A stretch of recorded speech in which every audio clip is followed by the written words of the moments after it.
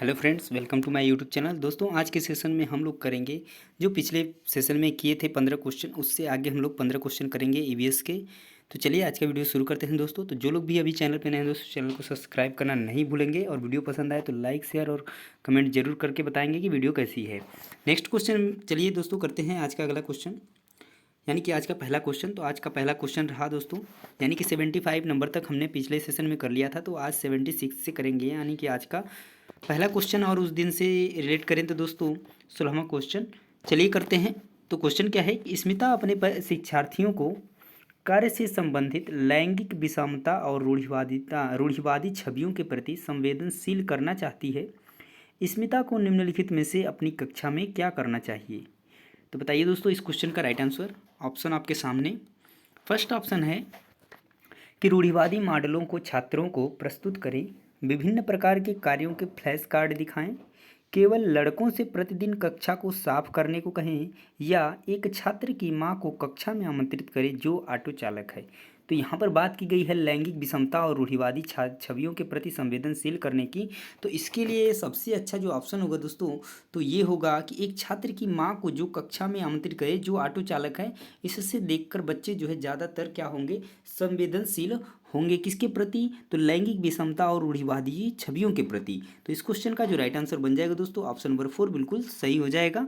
Next question देखिए, question number 77 में क्या पूछा गया है दोस्तों कि कक्षा 5 के समयन आमतौर पर अपना दिया हुआ कक्षा का कार्य नहीं करते हैं। मुद्दे को हल करने का सबसे अच्छा उपाय हो सकता है, यानी कक्षा 5 के यानी कि समय पर आमतौर पर अपना काम जो दिया गया है होमवर्क वो नहीं करते हैं। तो मुद्दे को हल करने का जो सबसे अच्छा उपाय क्या हो सकता है? तो पहला ऑप्शन है कि उसकी कठिनाई का पता लगाने और उसके अनुसार कक्षा कार्य को समायोजित करने के लिए उससे बात करें, या किसी दूसरे बच्चे को उसी की कक्षा के कार्य को पूरा करने में मदद करें, माता पिता से बात करें और उन्हें सलाह दें, या उसे वैकल्पिक और आसान गृह कार्य दें। क्या होगा इस क्वेश्चन का राइट आंसर दोस्तों, जल्दी से बताइए। तो यहाँ पर इस क्वेश्चन का जो राइट आंसर बनेगा दोस्तों ऑप्शन नंबर 1 बिल्कुल सही हो जाएगा।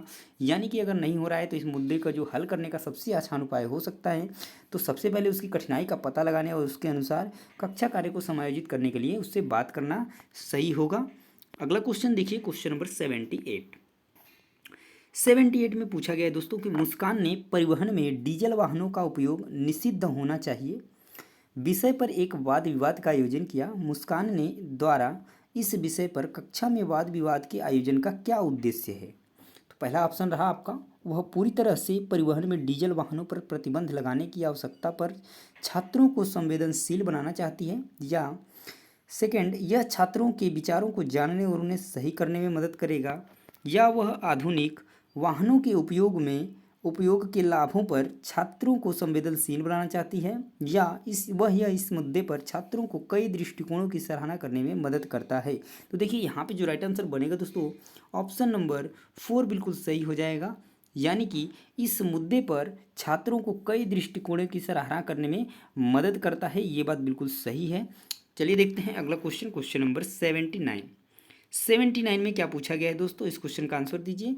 पूछा गया है कि ईवीएस में मानचित्रण कौशल लैंडस्केप खींचने के कौशल को विकसित करता है, या पूर्वानुमान और गणना के कौशल को विकसित करता है, रिकॉर्डिंग कौशल को विकसित करता है, स्थानों की सापेक्ष स्थिति की समझ को विकसित करता है। तो देखिए जो ईवीएस में मानचित्र कौशल है वो बात करें दोस्तों तो सबसे जो है सही यानी कि चौथा ऑप्शन स्थानों की सापेक्ष स्थिति की समझ को विकसित करता है, ये बात बिल्कुल सही है और इस क्वेश्चन का राइट आंसर बनेगा। अगला क्वेश्चन देखिए, क्वेश्चन नंबर 80 में पूछा गया है दोस्तों कि ईवीएस की एकीकृत प्रकृति सहायक है पाठ्यचर्या के भार को कम करने और विशिष्ट प्रकरणों को पेश करने में, या पाठ्यचर्या के भार को कम करने और शिक्षार्थियों को सार्थकतापूर्वक सीखने में, शिक्षार्थी केंद्रित उपागम का पालन करने और संकल्पनाओं की अधिक संख्या का परिचय देने में, या दी गई सूचनाओं और विवरणों से सीखने में। तो यहाँ पे जो राइट आंसर बनने वाला है दोस्तों ऑप्शन नंबर 4 यानी कि बिल्कुल सही हो जाएगा। यानी कि ईवीएस की एकीकृत प्रकृति सहायक है किसमें? तो दी गई सूचनाओं और विवरणों से सीखने में।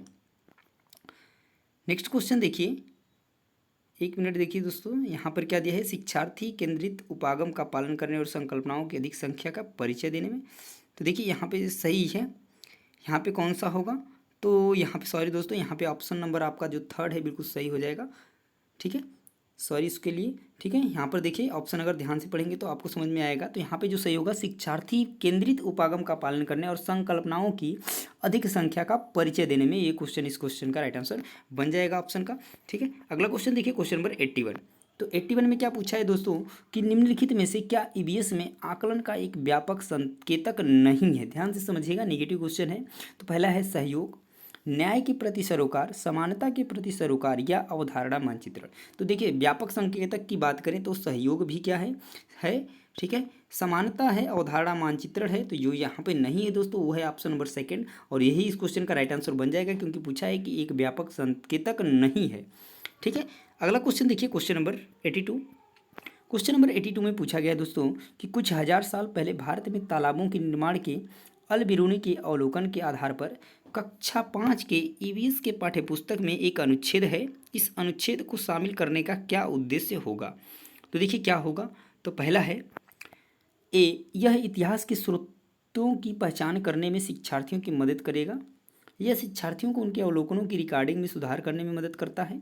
यह शिक्षार्थियों को कुछ हजार साल पहले भारत में मौजूद तकनीकी की सराहना करने में मदद करता है। या यह शिक्षार्थियों को इतिहास में साक्ष्य की भूमिका की सराहना करने में मदद करता है। इस क्वेश्चन का राइट आंसर क्या बनेगा। कूट वाला आंसर है। तो बताइए यहाँ पे क्या बनेगा। ठीक है, यहाँ पे क्या बन सकता है इस क्वेश्चन का आंसर। तो देखिए यहाँ पे जो राइट आंसर बनेगा दोस्तों, देखिए पहला जो है कि ऑप्शन यहाँ की है, इतिहास के स्रोतों की पहचान करने में शिक्षार्थियों को मदद करता है। ये बात बिल्कुल सही है।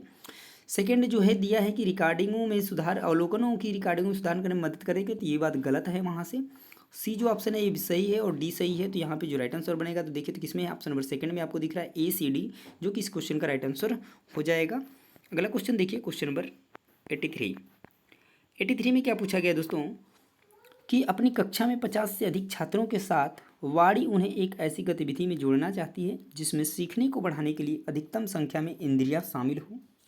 तो निम्न में से कौन सा क्रियाकलाप उपरोक्त कार्य के लिए ठीक होगा। यानी कि ऐसी गतिविधि कराना है जिसमें कि उनकी सभी इंद्रियां जो हैं वो कार्य में हों, तो यानी कि उपयोग में लाई जा सकें। तो पहला है कि कौशलों के प्रदर्शन के लिए समुदाय से संदर्भ व्यक्तियों को आमंत्रित करना या समूह चर्चा को प्रोत्साहित करना, उचित एवी साधन के लिए स्मार्ट कक्ष का उपयोग करना, या नज़दीक के स्थान के लिए भ्रमण क्षेत्र का आयोजन करना। तो यहाँ पे देखिए अगर सही बात करें दोस्तों तो जो सबसे अच्छा यहाँ पे ऑप्शन बनने वाला है वो आपका बनेगा ऑप्शन नंबर 4, यानी नज़दीक के स्थान के लिए क्षेत्र भ्रमण का आयोजन करना जिसमें कि सभी इंद्रियां उपयोग में लाई जाएंगी। ये एक्टिविटी यानी कि गतिविधि बहुत ही सिंपल है और यानी कि बहुत ही सार्थक होने वाली है इस चीज़ के लिए।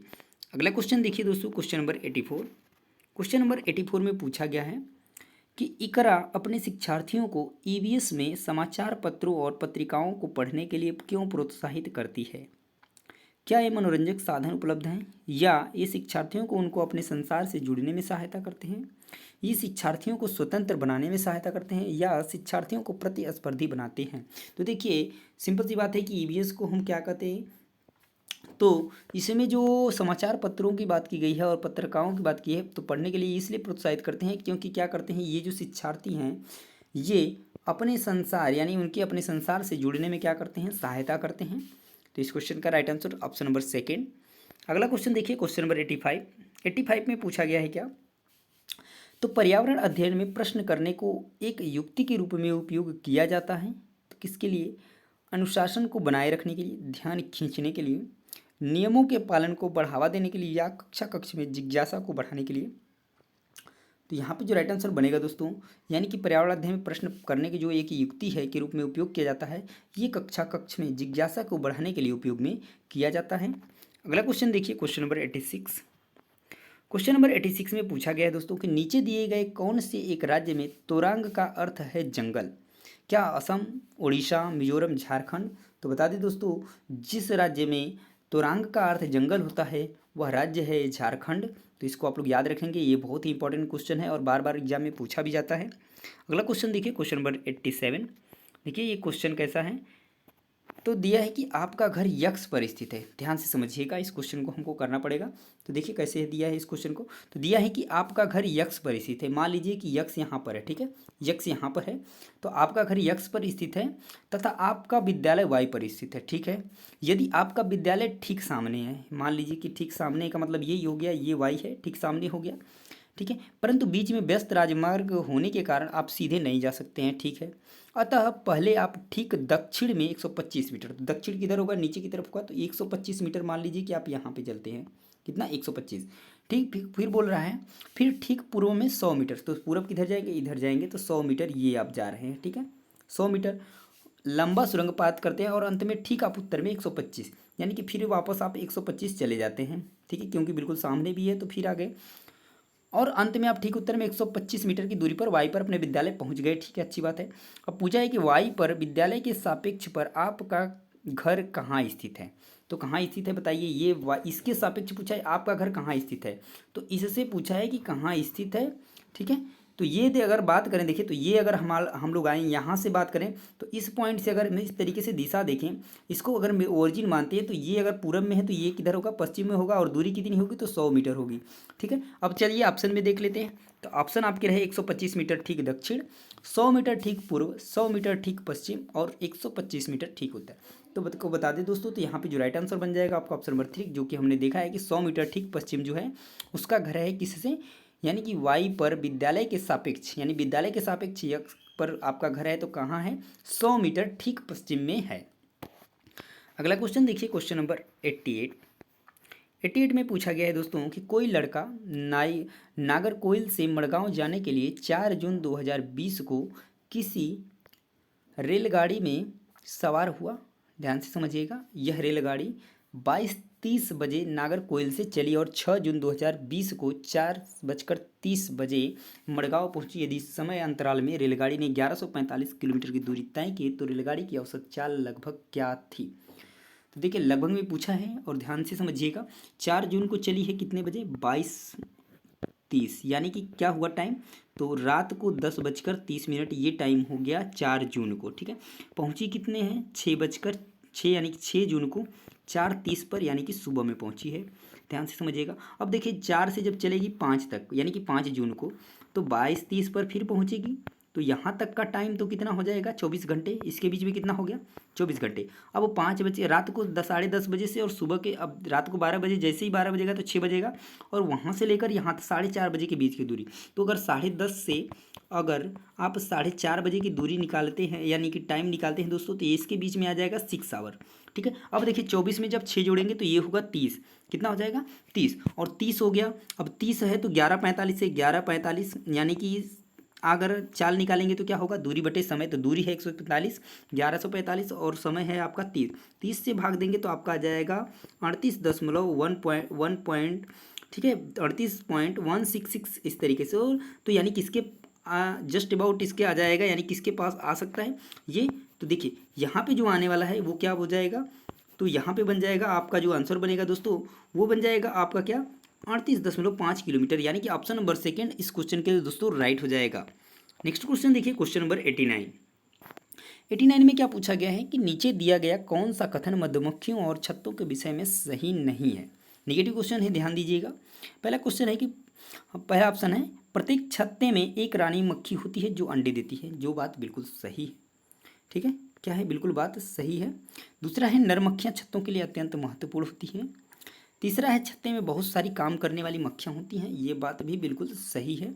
और छत्ते में केवल कुछ नर मक्खियाँ होती हैं, तो ये बात भी बिल्कुल सही है। तो देखिए, यहाँ पर ये तीनों बात सही है, और हमको पूछा है क्या सही नहीं है, तो जो दिया है कि नर मक्खियाँ छत्तों के लिए अत्यंत महत्वपूर्ण नहीं होती हैं, तो ये बात बिल्कुल गलत है, ठीक है, तो यही सही नहीं है। तो इस क्वेश्चन का जो राइट आंसर बन जाएगा ऑप्शन नंबर 2 बिल्कुल सही हो जाएगा, ठीक है। नेक्स्ट क्वेश्चन देखिए, क्वेश्चन नंबर 90 में क्या पूछा गया है कि आज हम मिर्ची के बिना भोजन की कल्पना भी नहीं कर सकते हैं। इसे व्यापारी हमारे देश में लाए थे। कहाँ से लाए थे? अफगानिस्तान से, इंग्लैंड से, दक्षिणी अमेरिका से और दक्षिण अफ्रीका से। तो बता दें दोस्तों, जो मिर्ची आई थी हमारे यहाँ, यानी कि जो व्यापारी लाए थे वो लाए थे इसको आपका दक्षिण अमेरिका से। तो इस क्वेश्चन का जो राइट आंसर बनेगा दोस्तों ऑप्शन नंबर 3 बिल्कुल सही हो जाएगा। तो दोस्तों ये था आज का पूरा सेशन, और जिसमें कि हम लोग 15 बहुत ही महत्वपूर्ण क्वेश्चन की हैं जो एग्जाम में पूछे गए हैं। तो इसी तरीके से और भी वीडियो देखने के लिए दोस्तों, अगला प्रैक्टिस सेट देखने के लिए, अगला प्रीवियस ईयर पेपर देखने के लिए हमसे जुड़े रहना होगा। और जुड़ने के लिए आपको करना होगा चैनल को सब्सक्राइब और बेल आइकन को प्रेस करना तो भूलना ही ना। मिलते हैं अगले वीडियो में, नेक्स्ट वीडियो में, ठीक है? तब तक के लिए जय हिंद।